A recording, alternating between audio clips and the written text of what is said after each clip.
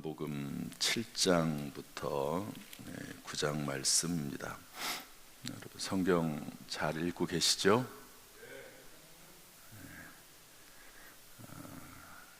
경건의 시간 노트가 있습니다. 그거 노트 가져다가 사용하시길 바라고요. 지난번에 몇 불을 500불을 했나? 이제 거의 다 나간 것 같아요.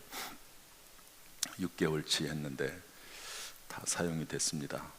그거 가져다가 할 수만 있으면 기록하시고 거기에 보면 하나님은 누구신가, 나에게 주는 교훈은 무엇인가, 또 기도 제목, 또 하루가 지나고 나면 맨 마지막에 하루를 되돌아보면서 회개하고 감사하는 그런 내용이 나와 있습니다.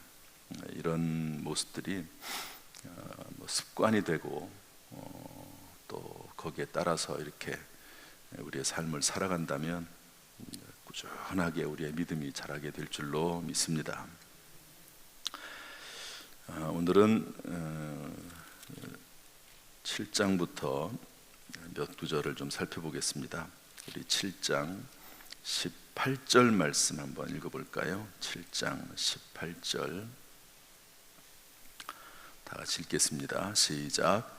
스스로 말하는 자는 자기 영광만 구하되 보내신 이의 영광을 구하는 자는 참되니 그 속에 불의가 없느니라.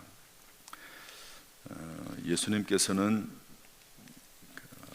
무슨 일을 하든지 간에 하나님의 영광을 위해서 일하고 또 하나님의 영광을 하나님께 영광을 돌려드렸다. 이제 그런 말씀입니다.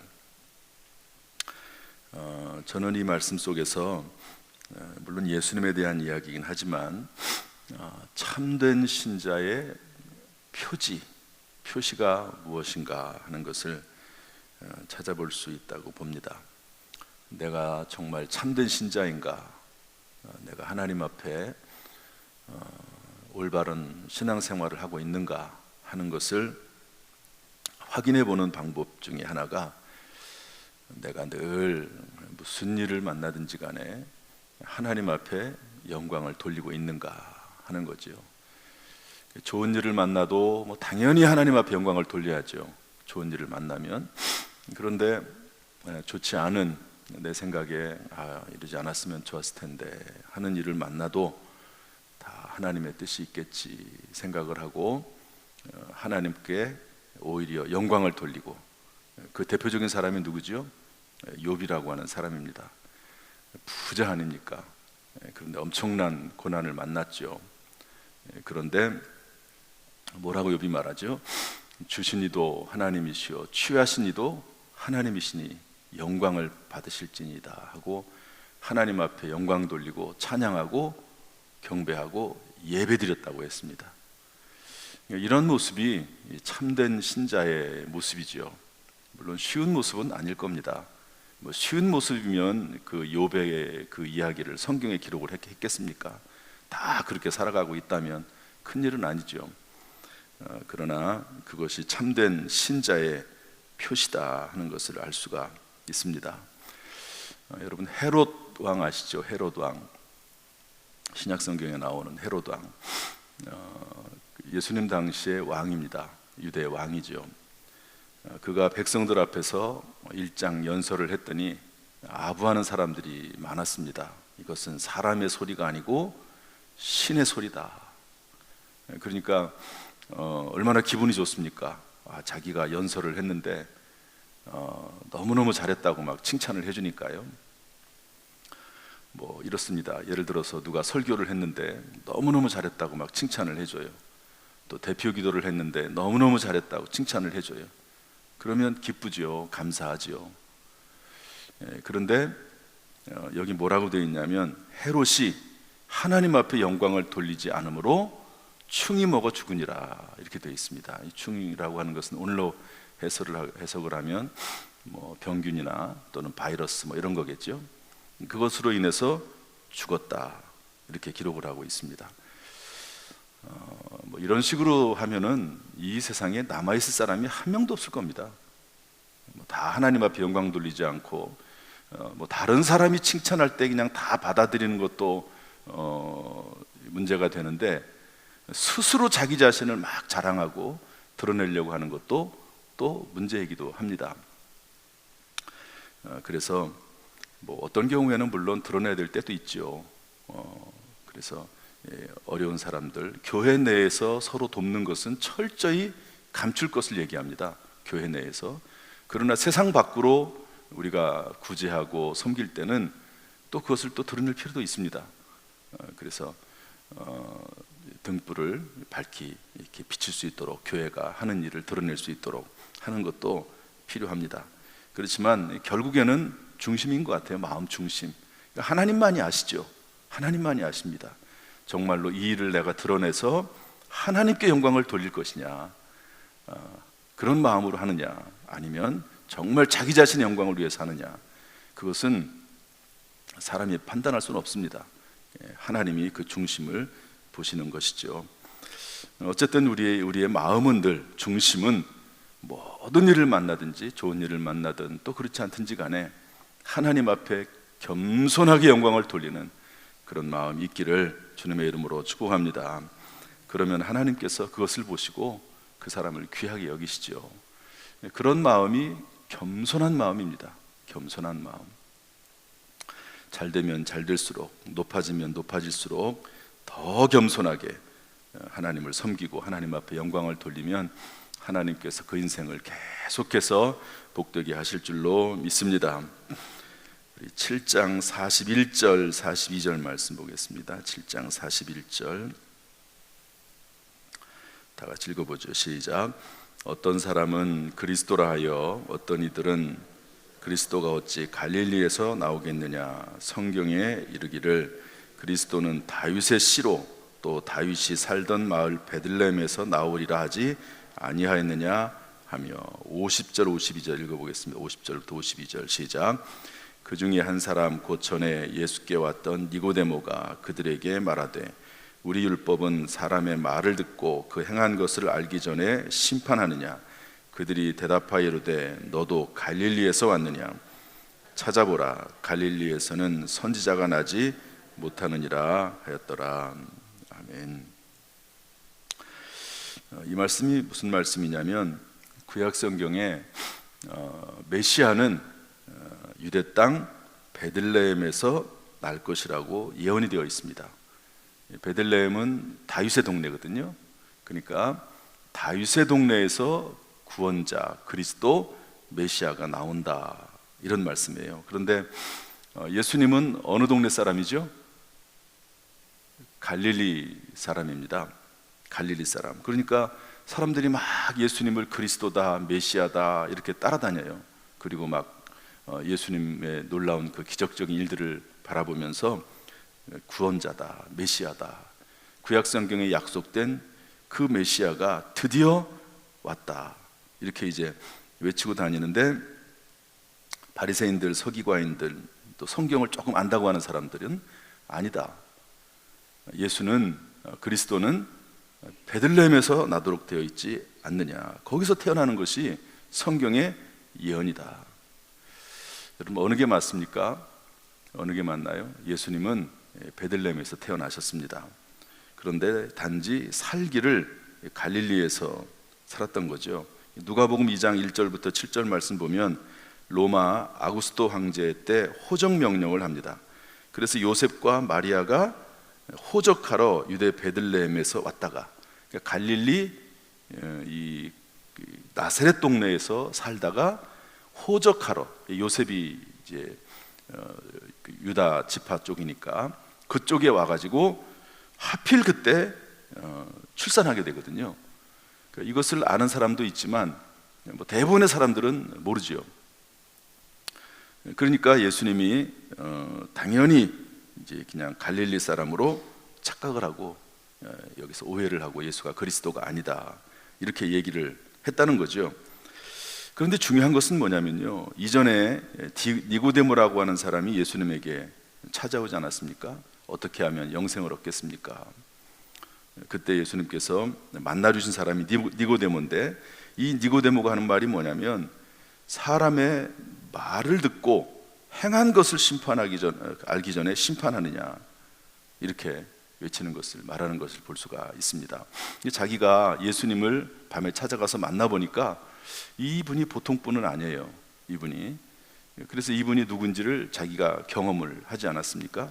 그러니까 이런저런 정황은 이분이 베들레헴에서 태어나지 않은 것 같고 갈릴리 사람인 것 같긴 하지만, 그러나 말한 것만 가지고 우리가 판단하지 말고 그분이 행한 것을 보고 판단해라.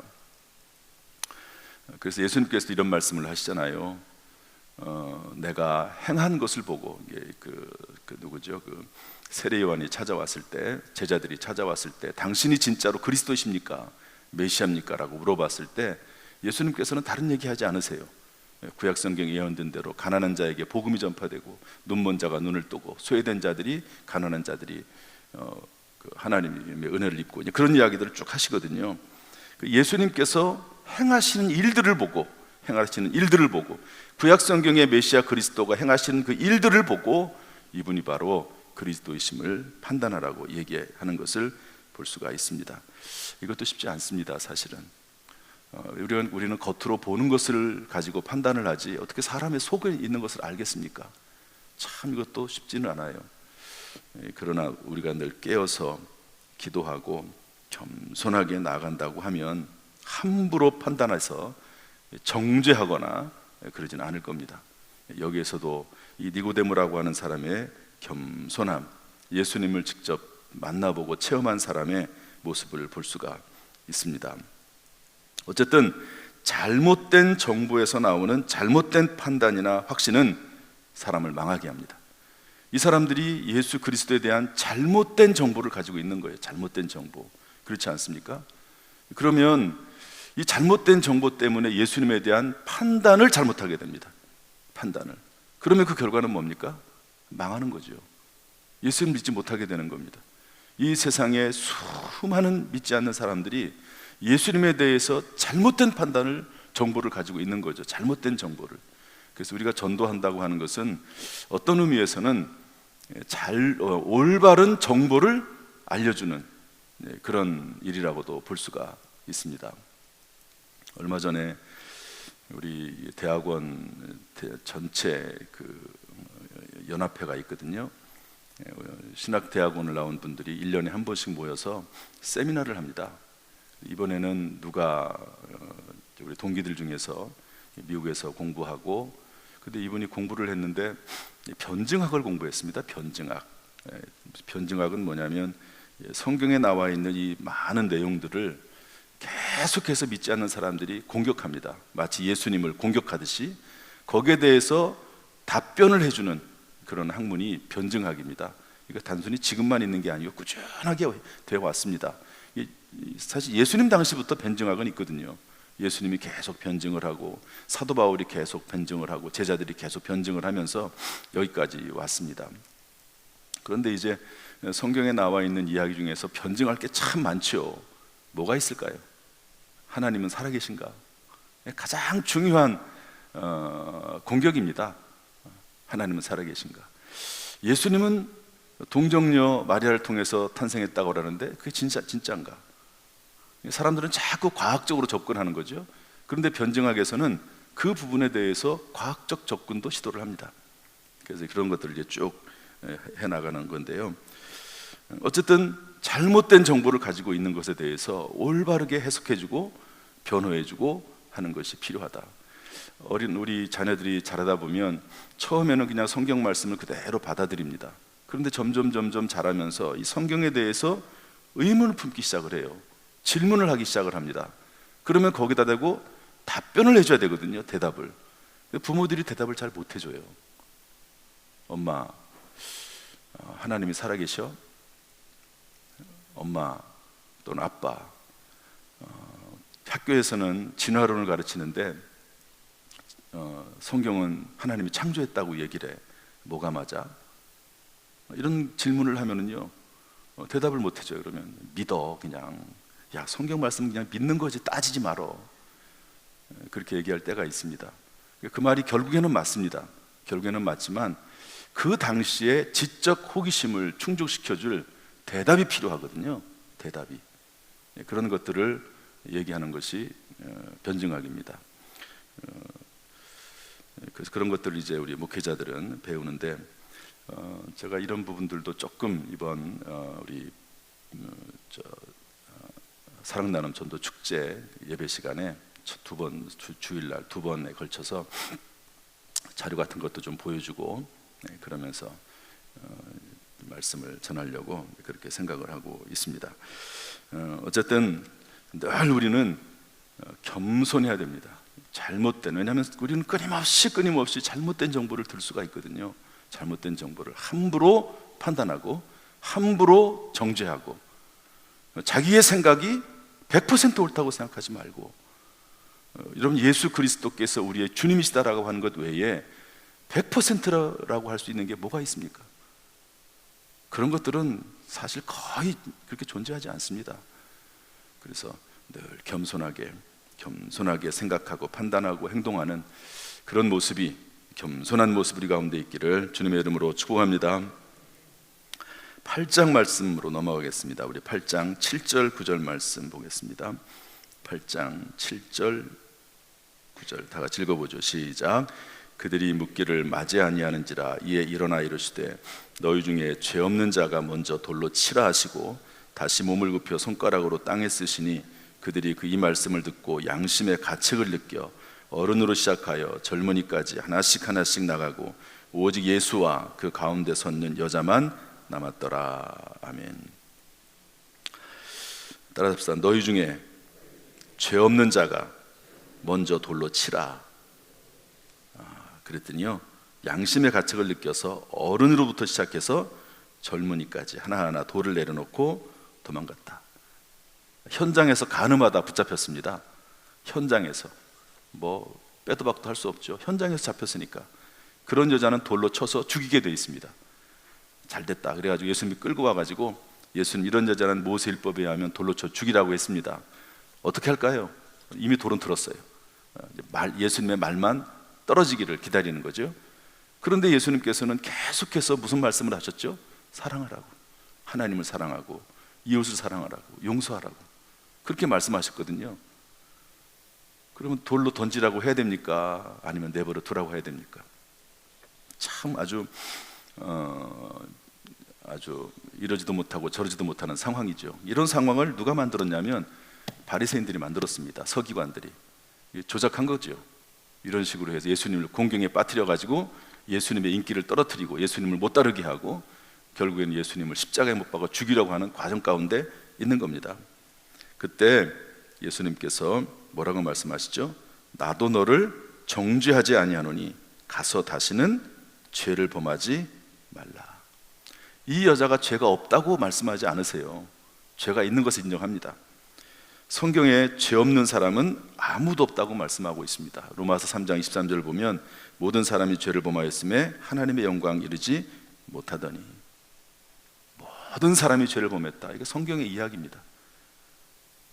그렇지 않은 사람들은 양심에 화인 맞은 사람들입니다. 사실은 그렇습니다. 내가 나이가 많다, 점점 나이가 많아진다, 지혜도 생기겠지요, 경험도 생기겠지요. 그러나 죄도 계속해서 쌓이는 겁니다. 죄도 마음으로 지은 죄, 생각으로 지은 죄, 여러 가지 죄들이 짓는 거죠. 그래서 이 내용에서 알 수 있는 것은 첫 번째, 죄 없는 사람은 아무도 없다. 따라합시다. 죄 없는 사람은 아무도 없다. 그런데 따라서 합시다. 예수님은 죄 용서에 권세가 있으시다. 할렐루야. 여러분, 예수님은 죄를 용서하시는 분이신 줄로 믿습니다. 그런데 잘 보세요.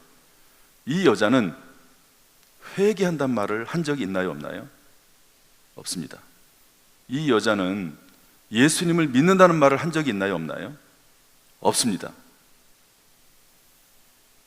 그런데도 불구하고 죄 용서가 가능한가요? 가능합니다. 왜냐하면 예수님에게는 죄를 용서할 수 있는 권한이 있기 때문에 그렇습니다. 제가 어제도 말씀드린 것 같은데 대통령에게는 사면권이 있습니다. 사면권이 있어요. 그래가지고 어떤 사람은 대통령이 사면하겠다고 하니까요, 난 싫다 이렇게 얘기하는 사람도 있어요. 난 싫어, 난 감옥에 계속 있을래. 그런데도 불구하고 대통령이 사면권을 발동해서 그 사람의 죄를 용서해 주면 어떻게 되나요? 그 사람 감옥에서 나옵니다. 여러분, 대통령도 그런 권한이 있는데 예수님에게, 하나님의 아들 예수 그리스도에게 죄 용서를 할 권한이 없겠습니까?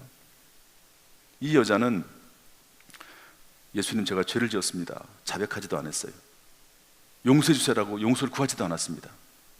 그런데 그냥 예수님께서 예수님의 그 권세 능력으로 죄 용서를 해주시는 겁니다. 왜냐하면 예수님에게는 죄 용서할 수 있는 권세가 있기 때문에 그렇습니다. 하나님의 아들이시죠. 우리를 만드신 분이십니다. 천지를 창조하신 분이십니다. 우리가 생각하는 그런 분이 아니십니다.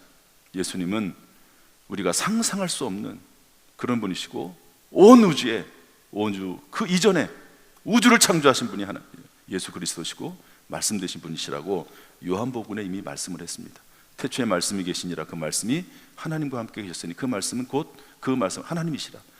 그 말씀이 육신이 되어 이 땅에 거하시니 우리가 보니 독생자의 영광이요 은혜와 진리가 충만하더라. 여러분, 예수님은 죄 용서하는 권한이 있는 줄로 믿습니다. 이 믿음 가운데 살아가십시오.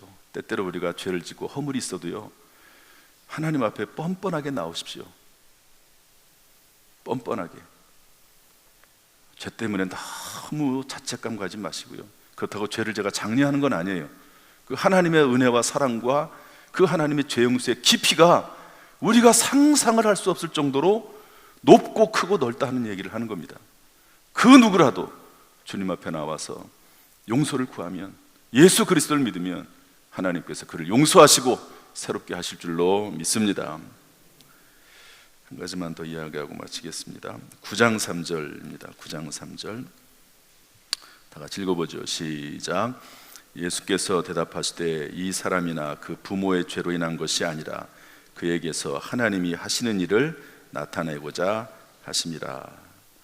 나면서부터 맹인된 사람이 있는데요, 다 뭐라고 했냐면 이 사람이 죄를 져서 그랬다, 이 사람의 부모가 죄를 져서 그렇다, 이렇게 해석을 하는데 예수님은 뭐라고 말씀하시죠? 이 사람의 죄도 아니고 부모의 죄도 아니고 하나님의 하시는 일을 나타내고자 하십니다. 오늘의 흐름이요, 제가 의도한 바는 아닌데 흐름이 유사하게 됩니다.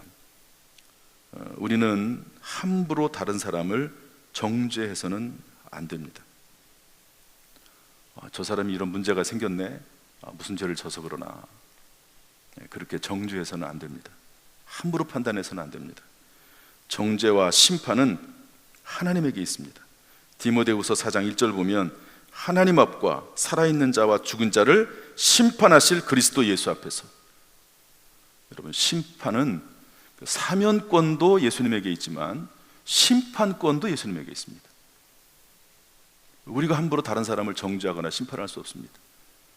저 사람은 누가 봐도 정말 못되고 잘못했어, 그랬다 할지라도 마음 한구석 조금 부분이라도 1%라도 10%라도 저 안에 저렇게 못되게 하는 것 안에도 하나님이 저것을 통해서 저 사람을 사용할 수 있어, 그런 마음을 가지고 있어야 되지, 무조건 100% 매도하고 저 사람은 소망이 없고 저 사람은 가능성이 없고 저 사람이 끝났어, 틀렸어, 이렇게 말하는 것은 성경적이 아닙니다. 정죄와 심판은 하나님께 있음을 믿고 이것을 다른 사람에게도 적용하지만 자기 자신에게도 적용을 해야 됩니다. 물론 자기 자신은 알죠. 내가 내 죄 때문에 이런 일이 생긴다는 것은 본인은 알아요. 다른 사람은 몰라도 본인은 압니다. 그러면 회개하고, 그 다음에 그게 전혀 아닌 것 같은데 이런 일이 생겼어요. 그 대표적인 사람이 누구죠? 욥입니다. 욥은 자기가 아무리 생각해봐도 자기가 그렇게까지 어려움이나 고통을 당할 일은 그런 일을 한 적이 없어요. 아무리 생각해봐도. 그 말이 또 맞고요. 그래서 이제 욥기서 맨 뒤에 가면 하나님께서 욥하고 이제 직접 만나는 이야기 나오잖아요. 소발, 빌닷, 엘리바스하고 쭉 토론하다가 하나님께서 이제 나오시는데, 하나님의 이야기는 딱 한 가지입니다. 자꾸 자기가 죄가 없다고 하니까 하나님께서 뭐라고 말씀하시죠? 야, 네가 죄가 없어? 그러면 이 모든 것을 진행하고 집행하고 주관한 존재가 난데 그럼 내가 잘못됐네? 하나님 하신 말씀입니다. 그럼 내가 잘못됐네? 너는 아무런 문제가 없으면 내가 문제네? 그러니까 그 말에 욥이 무릎을 꿇습니다. 하나님이 하시는 일이군요. 제가 하나님이 하신 일에 뭐라고 하겠습니까? 무릎을 꿇습니다. 하나님이 하시는 일에 우리가 뭐라고 하겠습니까? 그래서 하나님이 어떤 일을 하시든지 간에 하나님 앞에 모든 것을 내려놓고 겸손하게 살아가는, 심판권도 하나님에게 있고 또 그리고 정죄하는 것도 하나님에게 있습니다. 사명권도 주님에게 있습니다. 이 사실을 믿고 그저 겸손하게 다른 사람에게 손가락질하지 말고, 다른 사람 손가락질하면 세 손가락은 나를 정죄하고 한 손가락은 하나님을 욕하는 겁니다. 그러니까 겸손하게 살아가는 저와 여러분 될 수 있기를 주님의 이름으로 축복합니다. 기도하겠습니다. 하나님 아버지, 감사합니다. 오늘 말씀을 통해서 주의 음성을 듣고 살아갈 수 있도록 인도해 주옵소서. 감사한 것은 예수님에게 죄 용서의 권세가 있음을 다시 한번 확인하게 하시니 감사합니다. 예수 그리스도의 십자가의 보혈로 구원받아서 살아가게 하시니 감사합니다. 평생 감사 감격하며 사랑을 베풀며 우리도 살아갈 수 있도록 우리를 도와 주옵소서. 하나님 아버지, 이제 부흥회가 이번 주일부터 있습니다. 사랑 나눔 전도 축제도 있습니다. 은혜를 베풀어 주시어서 우리 교회를 통해서 영혼들이 구원받게 하시고 우리의 심령이 뜨거워지게 하여 주옵소서. 교회가 평안하여 든든히 서가게 하시고 하나님을 경외함과 성령의 위로로 진행하여 성령의 후원으로 말미암아 수가 늘어나게 하여 주옵소서. 영혼이 구원받게 하여 주옵소서. 우리가 그 일에 쓰임받게 하여 주옵소서. 우리의 영혼이 살아나게 하여 주옵소서. 예수님의 이름으로 축복하며 기도하옵나이다. 아멘. 이제는 우리 주 예수 그리스도의 은혜와 아버지 하나님의 무한하신 사랑과 성령님의 교통하심이 우리 모든 성도들에게, 우리의 오이코스들에게, 이 나라 민족 위에 함께 하시기를 간절히 축원하옵나이다. 아멘.